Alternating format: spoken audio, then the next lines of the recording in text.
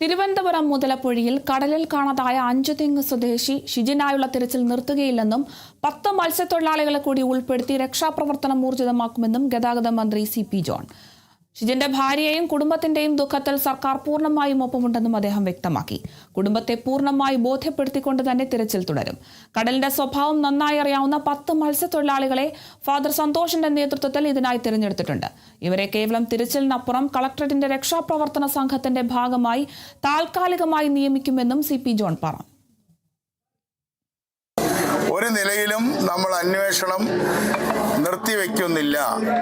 ഷിജിന് വേണ്ടിയിട്ടുള്ള അന്വേഷണം നിർത്തിവെക്കുന്നില്ല എന്ന് മാത്രമല്ല, പൂർണ്ണമായ തൃപ്തിയോടുകൂടി കുടുംബത്തെ ബോധ്യപ്പെടുത്തിക്കൊണ്ട് അന്വേഷണം തുടരേണ്ട അത്രയും തുടരും എന്നതാണ് ഒന്നാമത്തെ തീരുമാനം.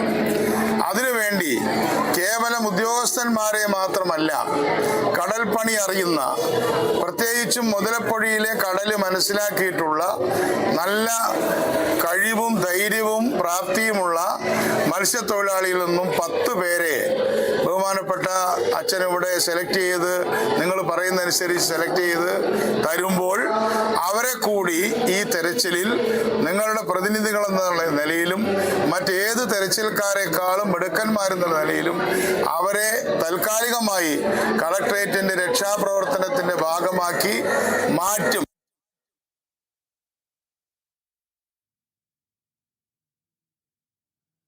കൊല്ലം നീണ്ടകരയിൽ കടലിൽ കാണാതായ മത്സ്യത്തൊഴിലാളി ഗൗതം കൃഷ്ണയ്ക്കായി തിരച്ചിൽ ഊർജിതം. ഗൗതമിനെ കടലിൽ കാണാതായിട്ട് ഇന്നേക്ക് 9 ദിവസമായി. ഹെലികോപ്റ്റർ അടക്കമുള്ള സംവിധാനങ്ങൾ എത്തിച്ച് ഇന്നലെ തിരച്ചിൽ നടത്തിയെങ്കിലും ഫലമുണ്ടായില്ല.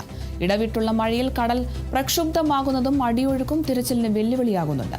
അമ്മ രേഷ്മയുടെ പ്രതിഷേധത്തിന് പിന്നാലെയാണ് ഇന്നലെ തിരച്ചിൽ ഊർജിതമാക്കിയത്. വള്ളം മറിഞ്ഞുണ്ടായ അപകടത്തിൽ ഇതുവരെ 2 പേർ മരണപ്പെട്ടു.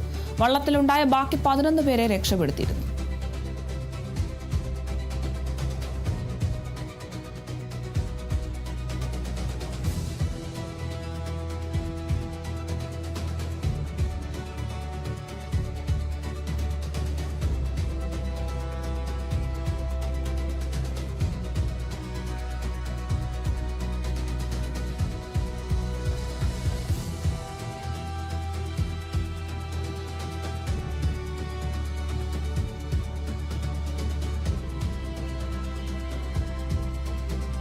കണ്ണൂരിൽ രക്ഷാപ്രവർത്തനത്തിനിടെ മരിച്ച രാജേഷിന്റെ മൃതദേഹം ഫ്രീസറില്ലാതെ കൊണ്ടുപോയതിൽ കണ്ണൂർ ADM ഇന്ന് ജില്ലാ കളക്ടർക്ക് റിപ്പോർട്ട് നൽകും. സംഭവത്തിൽ പയ്യന്നൂർ തഹസിൽദാർക്കും പരിയാരം മെഡിക്കൽ കോളേജ് അധികൃതർക്കും വീഴ്ചയുണ്ടായെന്ന് സൂചന.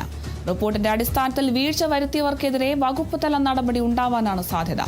സംഭവത്തിൽ റവന്യൂ മന്ത്രി AP അനിൽകുമാർ ജില്ലാ കളക്ടറോട് റിപ്പോർട്ട് തേടിയിരുന്നു.